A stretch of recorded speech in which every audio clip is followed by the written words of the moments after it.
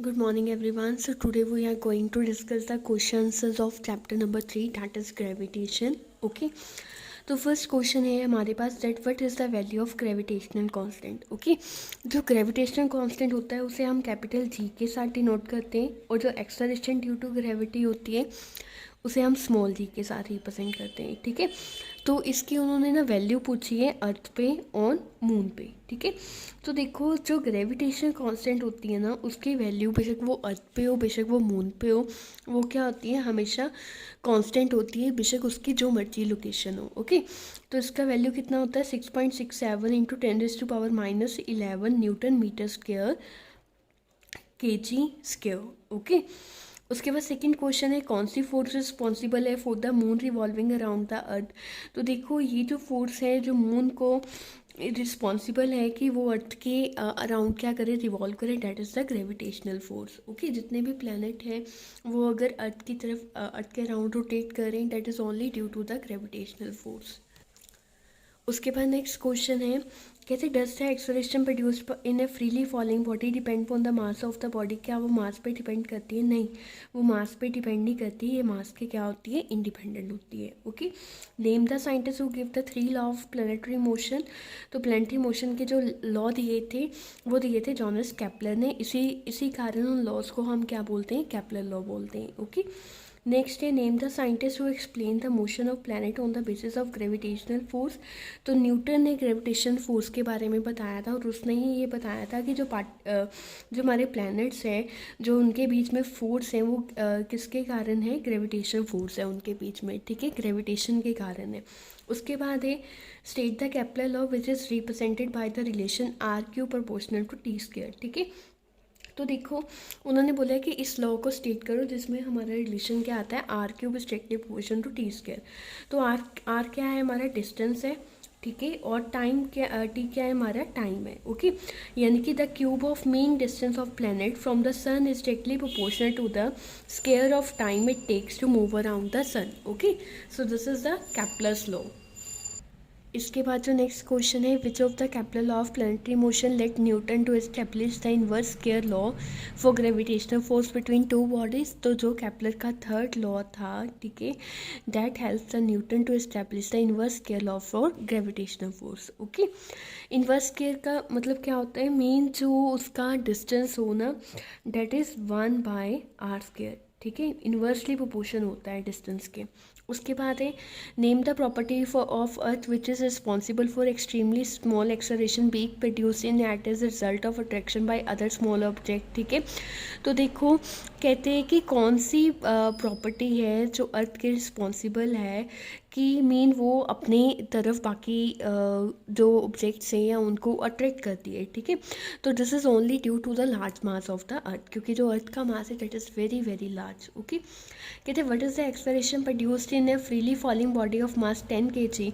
तो हमें पता है जो एक्सेलरेशन होती है वो बेसिकली कितनी होती है 9.8 मीटर पर सेकेंड स्क्वायर, जो फ्रीली फॉलिंग बॉडी की होती है, that is acceleration due to gravity. Okay, तो उसके बाद नेक्स्ट है question number 10 when an object is drop from a height. जब भी हम किसी ऑब्जेक्ट को हाइट से फेंकते हैं it accelerate and fall down. कौन सी फोर्स रिस्पॉन्सिबल है, तो ये हम सभी को पता है that is the gravitation force of the earth. Okay, उसके बाद है question number 11 give the formula for the gravitation force. तो ग्रेविटेशन फोर्स का हमारे पास ग्रेविटेशन लॉ क्या था, that is force is directly proportional to the masses and inversely proportional to the square of the distance between them. Okay, now combine this. F proportional to m1 m2 by r square. It will be F is equal to g m1 m2 by r square. Okay, तो ये हमारा जी का value कितना होता है 6.67 into 10⁻⁻11 newton metre square K G inverse square. You simply write the 6.7 into 10⁻⁻11. Okay, उसके बाद जो नेक्स्ट क्वेश्चन है that is what force is responsible for the earth revolving around the sun. तो that is the gravitational force that help the earth to revolve around the sun. Okay, which name has been given to the force with which two objects lying apart attract each other. क्या नाम देते हैं जब दो objects अपने आप को एक दूसरे के साथ क्या अट्रैक्ट करते हैं, that is the gravitational force. What type of force is involve in the formation of tides in the sea. Again that is the gravitational force. okay. Next, which force is responsible for holding the solar system together? Again, that is the gravitational force, okay. तो अगर आपको by chance question आ जाए ना that what is the importance of the gravitational force, okay, तो आप इन तीनों questions को point में कन्वर्ट करके लिख सकते हैं, ठीक है. तो आप लिख सकते हो कि if the earth is revolve around the sun that is only due to the gravitational force, okay. अगर दो ऑब्जेक्ट दूर पड़े एक दूसरे को डिटेक्ट करे that is only due to the gravitational force. अगर सोलर सिस्टम है हमारा that is again only due to the gravitational force, okay. Next है what is the weight of एक 1 kilogram mass on the earth, ठीक है. तो 1 kilogram देखो wait क्या होता है मास इंटू ग्राम. मास कितना है 1 kg, acceleration due to gravity कितना होता है 9.8 metre per second square, okay. तो ये किसके यूनिट है न्यूटन के, तो यहाँ पे कितना आ जाएगा 9.8 न्यूटन, ओके. देन है on what factor does the weight of a body depend. तो वेट क्या होती है, वेट का फॉर्मूला क्या होता है W=mg, ठीक है. So weight is directly proportional to the mass and it also depend upon the acceleration due to gravity that vary from one place to another place, okay. Next question है as the altitude of a body increase do the weight and the mass both vary. Yes, तो जो मास होता है वो हमेशा constant होता है पर जो वेट होता है वो अल्टीट्यूड के साथ क्या करता है वेरी करता है, ओके. नेक्स्ट क्वेश्चन है हमारे पास if the same body is taken to place having different gravitational field strength then what will vary, weight और मास. ये हम ऑलरेडी भी डिस्कस कर चुके हैं कि जो मास होता है डेट ऑलवेज रिमेन कांस्टेंट, तो हमेशा क्या वेरी करता है वेट वेरी करता है, ओके. नेक्स्ट है if the mass of an object be 10 kg what is weight. तो वेट क्या होता है मास इंटू ग्रेविटी. तो मास कितना है 10, जी कितना है 9.8, तो ये कितना आ जाएगा 98 न्यूटन, ओके. नेक्स्ट है the weight of a body is 50 Newton what will be its mass. तो मास निकालना है तो वेट ऑलरेडी क्या है हमारे पास मास इनटू ग्रेविटी. तो यहाँ से मास का वैल्यू क्या आ जाएगा weight by gravity that is 50 by 9.8, okay. Next है a body has a weight of 10 kg on the surface of earth what will be its weight when taken to the centre of earth, ठीक है. तो जब भी हम किसी body को centre of अर्थ में लेके जाते हैं तो उसका जो वेट होता है डेट विल बी ज़ीरो, ठीक है. वाई ज़ीरो, बिकॉज जो एक्सेलरेशन ड्यू टू ग्रेविटी होती है वो सेंटर पे क्या होती है ज़ीरो होती है, ओके. नेक्स्ट है write down the weight of weight निकालना है अगर मास कितना है 50 kg है, ठीक है. तो मास 50 है ग्रेविटी 9.8 है. जब आप इसको सॉल्व करोगे लाइक आप इसको 50 इंटू 98/10 तो 5 को 98 के साथ करोगे that will be 490 newton, okay. Next है if the weight of a body on the earth is 6 newton what will be the weight on the moon. अगर यहाँ पे 6 न्यूटन है तो मून पे कितना होगा. तो देखो जो मून पे वेट होता है वो हम अर्थ के वेट का 1/6 लेते हैं. लाइक मान लो अगर हमारा यहाँ पे वेट 60 है तो हम इसको 1/6 के साथ क्या करेंगे मल्टीप्लाई करेंगे, ओके. तो यहाँ इट मीन्स मून पे कितना होगा 10. तो यहाँ पे कितना है 6 न्यूटन. 6 न्यूटन को 1/6 के साथ करो इट विल बी 1 न्यूटन, ठीक है. उसके बाद नेक्स्ट क्वेश्चन है state the whether the following statements are true और false. First one is a falling stone also attract the earth. So ये जो स्टेटमेंट है वो क्या है ट्रू है. नेक्स्ट हमारे पास है that the force of gravitation between two object depend on the nature of medium. तो दिस इज फॉल्स बिकॉज जो फोर्स ऑफ ग्रेविटेशन है that is directly proportional to the masses and inversely proportional to the distance between them.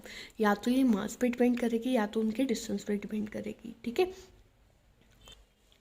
Next is the value of ji on the moon is about 1/6 to the value of ji on the earth, ठीक है. तो ये gravitation force की value नहीं होती, ठीक है. ये एक्सेलरेशन ड्यू टू जो हम वेट लेते हैं वो होती है वहाँ पे जाके 1/6, ठीक है. Next is the acceleration due to gravity acting on a freely falling body directly proportion to the mass of the body. तो ये भी क्या है फॉल्स है कि जो एक्सेलरेशन ड्यू टू ग्रेविटी है that is directly proportion to the mass, ऐसा कुछ भी नहीं है, okay. Next is the weight of an object on the earth is about 1/6 of the weight of the moon. तो ये भी क्या है हमारे पास गलत है, okay. Okay, next is the filling the blanks. Next is first one is the acceleration due to gravity on the moon is about of that on the earth. तो ये 1/6 होता है, ठीक है. जो एक्सेलरेशन ड्यू टू ग्रेविटी होती है वो 1/6 होती है, ना कि जो हमारी ग्रेविटेशनल फोर्स होती है, ओके. उसके बाद है in order that the force of gravitation between two body में become noticeable and cause motion one of the body have an extremely large mass. देखो अगर जिसका मास ज़्यादा होगा उतनी ही हमें वो ग्रेविटेशनल फोर्स वहाँ पे क्या होगी ज़्यादा फील होगी, ओके. नेक्स्ट है the weight of an object on the earth is about of 6 time of the weight of the moon, ठीक है। यानी कि यहाँ पे जो मून पे होता है वो 1/6 होता है, जो हमारे यहाँ पे होता है that is 6 time more, okay. अगर मून पे 10 न्यूटन है, इट मीन्स अर्थ पे क्या होगा, 10 × 6 कर लो, that is 60, okay. Next is the weight of an object on the moon is about, that यहाँ पे आएगा 1/6, ठीक है। नेक्स्ट है the value of ji on the earth is about 6 times of the moon, okay. Next is if the weight of a body is 6 newton on the moon, it will about the 36 newton on the earth, ठीक है। तो यहाँ पे उन्होंने बोला है कि moon पे कितना है 6 न्यूटन, तो अर्थ पे तो 6 गुना ज़्यादा होता है, तो 6 न्यूटन × 6 कर लो, तो यहाँ पे क्या आ जाएगा हमारे पास 36 न्यूटन आ जाएगा, ओके। नेक्स्ट हमारे पास जो क्वेश्चन है that is explain what is mean by equation. तो इक्वेशन है डेट इज G=G m/r²। तो ये किसका एक एक्सप्रेशन है, that is the acceleration due to gravity का, ओके। जहाँ पे हमारा कैपिटल G ग्रेविटेशनल कांस्टेंट है, m मास ऑफ अर्थ है एंड r क्या है, रेडियस ऑफ अर्थ है। नेक्स्ट क्वेश्चन है what do you mean by the term free fall. Free fall क्या होता है, जब बॉडी एक सर्टेन हाइट से अर्थ के हम नीचे की तरफ आ रही है due to the gravitational force of the earth, okay. उसके बाद है during a free fall will heavier object accelerate more than the lighter ones. तो ऐसा कुछ भी नहीं है, तो क्योंकि जो एक्सलरेशन ड्यू टू ग्रेविटी है वो हमारी मास पे डिपेंड नहीं करती, that is the independent of mass, okay. Can we apply Newton third law to the gravitational force. तो yes we can apply the Newton third law for the gravitational force, ठीक है। Because देखो when earth exert a force of attraction on an object, then the object also exert an equal force on the earth. Because हमने Newton third law में क्या पढ़ा था, action and reaction, okay. If one body acts on another then another body reacts, okay. तो similarly जब earth force लगाती है किसी ऑब्जेक्ट पे, तो वो जो ऑब्जेक्ट है वो आगे से उसको क्या देता है, रिस्पॉन्स देता है, ओके। उसके बाद नेक्स्ट क्वेश्चन है give reason for the following. The force of gravitation between two cricket ball is extremely small but that between a cricket ball and earth is extremely large. कहते हैं अगर दो cricket ball की बात करूँ तो वो बहुत कम है, ठीक है। अगर मैं एक क्रिकेट बॉल की बात करूँ और एक अर्थ की बात करूँ तो वो क्या होगा, तो देखो जो फोर्स ऑफ ग्रेविटेशन है, ठीक है, दैट इज़ मतलब अगर हम बात करें it is directly proportion to the product of masses, तो F proportion to m1 m2, ठीक है। तो जितना ज़्यादा मास होगा उतनी ही ज़्यादा क्या होगी, ग्रेविटेशनल फोर्स होगी और वो उतनी ही नोटिसेबल होगी, ओके। नेक्स्ट क्वेश्चन है how the gravitation force between two object depend upon the distance. तो हमारे पास जो ग्रेविटेशन फोर्स का फॉर्मूला है दैट इज F=G/m/r², ठीक है। तो जो फोर्स है that is inversely proportion to the square of the distance between them. It means अगर मैं डबल कर दूँ डिस्टेंस का, यानी कि यहाँ पे D4 कर दूँ, तो जो मेरी फोर्स है वो 4 टाइम क्या हो जाएगी, रिड्यूस हो जाएगी, ठीक है। और अगर मैं डिस्टेंस का हाफ कर दूँ, ठीक है, तो मेरा ये जो फोर्स है वो क्या हो जाएगा वो 4 टाइम क्या हो जाएगा, इंक्रीज हो जाएगा, ओके।